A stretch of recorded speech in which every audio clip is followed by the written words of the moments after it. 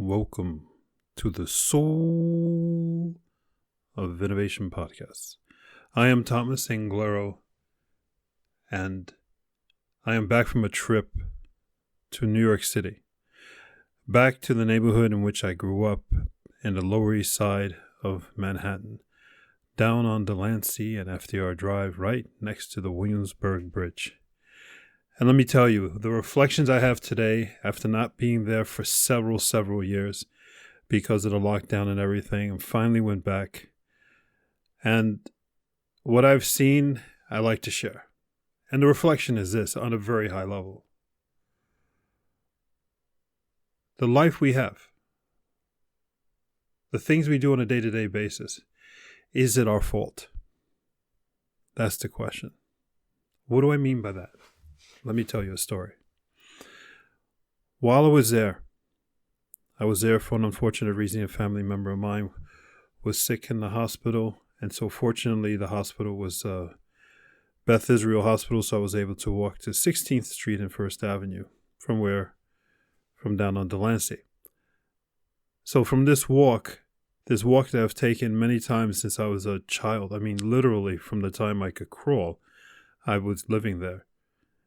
And back in those days, back in the 70s, things were different. That part of the place, the part of town was full of minorities, immigrants, people trying to barely make it. It's the projects, it's the ghetto, that's what it is. Today, regentrification and plain and simple money has pushed into every part of the Lower East Side except for the projects. The projects are the last piece that stand there. And the people who live in the projects still are there. Now here's the contrast. Here's the interesting part. As I walk to the hospital every single day, I walk through the projects, and literally as I crossed the street on Houston Street, I left the projects and I entered opulence, luxury, money, opportunity, enthusiasm, energy. For as many blocks and many streets as I walked until I got to the hospital, and even at the hospital on 60th and 1st Avenue, is blistering, is full of vitality and everything. On the walk back home, same experience in reverse, and as soon as I crossed over Houston Street, bam, the projects. This feeling of heaviness, this feeling of this is all I got. Talk to the people, nicest people in the world, friendliest people in the world. But talking to like people, sort of like a horse with blinders on, where you can't see ahead of you. You can't see to the side of you. You only see what's happening there at the moment inside your head. It's as if they're inside of a dome. And is that a function of poverty? Or is that a function of our own mental handicap, our own self choking our ability to see beyond what we only can see? I'm wondering seriously if poverty is not just something financial, but you could have a poverty mindset. You could be poverty starved mentally. Mental poverty is what I'm talking about. Mental poverty is that you're not capable of seeing your life any way else than the way you see it now. That you're stuck spinning the same picture, the same sound, the same people, the same every day, with the same beat that you do it, the same rhythm, the same thoughts. It's just this repetitive story over and over. Not even day after day. I'm talking about year after year, decade after decade. You see people get married, you see people give birth, you see people die, and you're still doing the same thing. And when I think of that, I realize that here I am living in Norway. People suffer from mental poverty here too. It's because we repeat the same thing. We see ourselves the same way. We can't go beyond it. The only thing we see, for some reason somebody's put it into our heads, is that if we make more money, we're a better person, which is complete bull. Money is just money. You want to be a better person, love somebody else more, love yourself even more, so that way you can help other people. Money just buys you more clothes, another car, a bigger house, bigger bills. It's money. You want to be famous and loved. Love more people. You want to feel good about yourself. Love more people. Mental poverty. Mental poverty is something I think we all suffer from. It's just at different amounts. Are you at a mental poverty mindset? Are you stuck seeing your life the same way all the time, doing the same things all the time? For example, getting up in the morning, getting dressed, going to work. Or if you're working from home, it's probably even worse, isn't it? Now you get up and you're already at work. The most exciting part of your morning is the breakfast.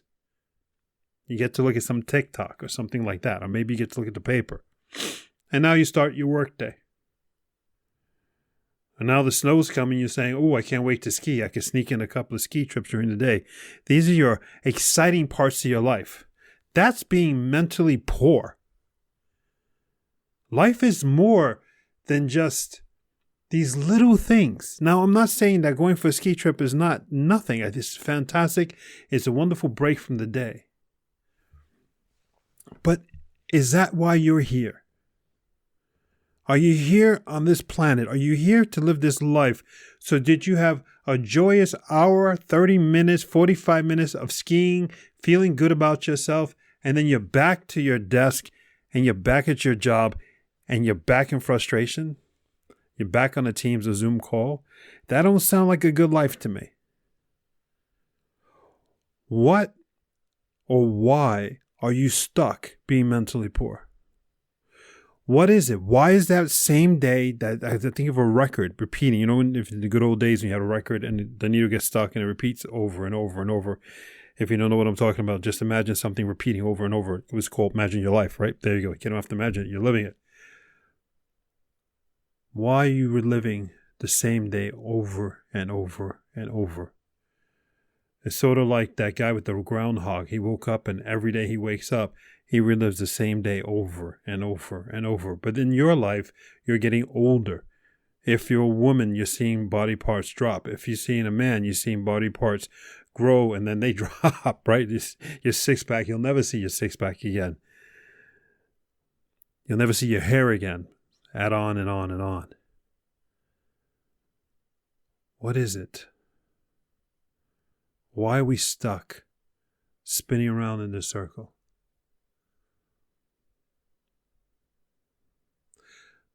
Let me give you some advice to get out of this circle. Because I feel that sometimes I'm stuck in this circle too. That I accomplish some things and then I fall back. I think we all fall back. One, we have to reteach ourselves how to relax. There is a rich man's way of relaxing, a healthy, nourishing way of relaxing. Let's forget about rich man because it's not about wealth. It is a healthy way of relaxing and it is a poor way of relaxing. A poor way of relaxing is anything to do with social media because you're watching other people's lives, which are messing with your head. Forget other people's life. Other people don't dictate your life. You dictate your life. So do the opposite of watching other people. Find yourself a chair. Find yourself a piece on the floor next to a wall, support your back a little bit, or just lay down on the damn floor. Make sure it's clean and not too damn cold. Keep your eyes open or close them and think about you. This is called meditation. It's not some guru funky thing. It's about being in touch with you. Thinking those thoughts that you don't want to think. So many people today, gaming is a huge thing because people don't want to spend time thinking about the things that bother them. So they game so they avoid reality. You want to take yourself to the next level. You want to stop spinning around on this record that's stuck, repeating, your life that's repeating. Focus on you. Focus on the things you don't want to focus on. Focus on the thoughts you're trying to avoid. That person that you did wrong a long time ago, you really hate thinking about that, don't you? Think about it and then say, well, how am I going to do about it? You have to do something about it. If you don't, you are damned to be stuck on this circle of repeating, this day repeating, the thoughts repeating, the same dreams, the same visions, the same thing, Monday, Tuesday, Wednesday, Thursday, Monday, Tuesday, Wednesday, Thursday, 2022, 2023, 2027. You're still the same thoughts, same person, just older, more annoyed. Focus on your life and what is bothering you and where you want to go. Focus on where you want to be tomorrow. See that vision of what you want to be tomorrow. How do you want to feel? How do your shoulders want to feel? How do you want the world to appear to see you? How do you want your hair cut? How do you want to walk? How shiny do you want your shoes to be? How big a smile do you want to have? I think little goals like that about you every day, eventually you are that. And you've changed that record. You've moved to another track. You move to another life.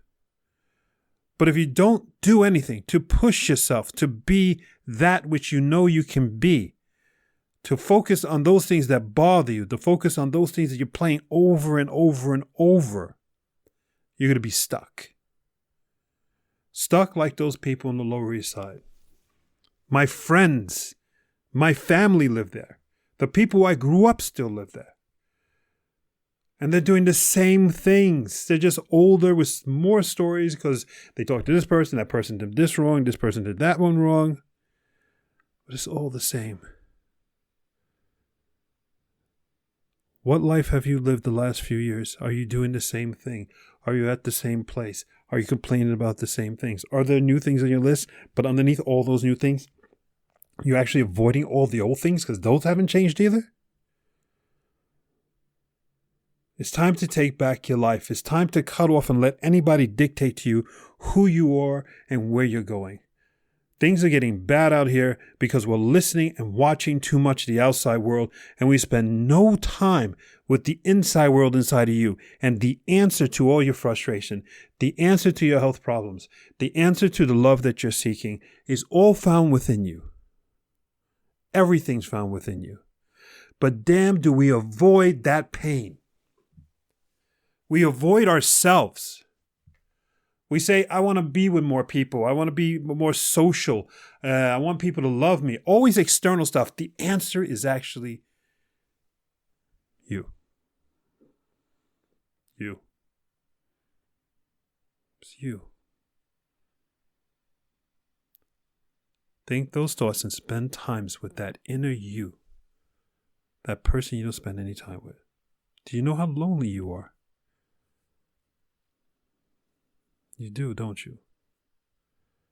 And you can solve that loneliness just by spending time with yourself. Spending time with that part of you that hurts so much, that is so lonely, that is so scared, that is so frightened. That's what you have to do. That is so upset. Imagine meeting someone who's scared and frightened and lonely. You meet this person, let's say in a room someplace. You know they want company. You know they need a hug. You know they need someone to listen to. And it's just you and that person. What would you do? Would you walk away? Would you walk out of that room? That's what you're doing every single time you ignore yourself. Every single time you don't talk to you, spend time with you. You're literally walking away from your own self. That opportunity you have to give yourself a hug. That opportunity you have to help that person that's desperately crying out for help. And you are the one that can help them. You're there right now. This is your moment. And you don't help them. You're not helping you. Do you understand? When you walk away from that person, you're walking away from you, and you're leaving that person there in that room, and they're just totally crushed now. And that's what your inner soul feels like. Every time you don't spend time with you, you're crushing your soul more. Spend time with you. What do I do when I spend time with me? You don't do anything, but you let those thoughts come and you deal with them. You think about them. And you say, how can I be better? Why did I do that? Yeah, it's really painful. But you need that love and you need that attention, so give it to you. Those people, those loving human beings who do this, are the loving human beings we see and we admire. People we see walking down the street and they're glowing, you wonder how are they like that way.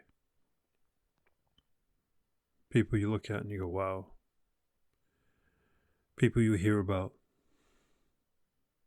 those are them. And the only difference between you and them, me and you, is that they spent time with themselves. They gave themselves a hug. They didn't walk out of that room and leave that person all alone. They sat down on the floor beside him and said, let's spend time together. Let's talk. What do you need? And then gave him a hug. Give yourself a hug. Go forth and spread beauty and light. Shut off TikTok, YouTube, Instagram. Shut it all off. Shut off reading the damn newspaper. Shut off the TV set, for God. Please shut off the TV set. Now you're saying, what do I do? You know, you get that antsy feeling of what to do. Then, whenever you get that antsy feeling, that's the time for you to sit down in a corner. No chair needed. And just be with yourself in those thoughts. Is that antsy feeling that's the calling to spend time with you. Every time you get that feeling of, what do I do now? I got to do something. That's the time to be with yourself. Because when you're truly centered, you know you're truly centered, and you know in a place of 100% love, and you know you're comfortable with you. Because when you have no anxiety and everything, you just feel this amazing, relaxing feeling. There's no pressure to go anywhere. There's no need to contact people. Everything's beautiful. And you understand everything comes when it needs to come. And there's no more stress. That is a part of your life. You just need to sit down on the floor and spend time with your thoughts.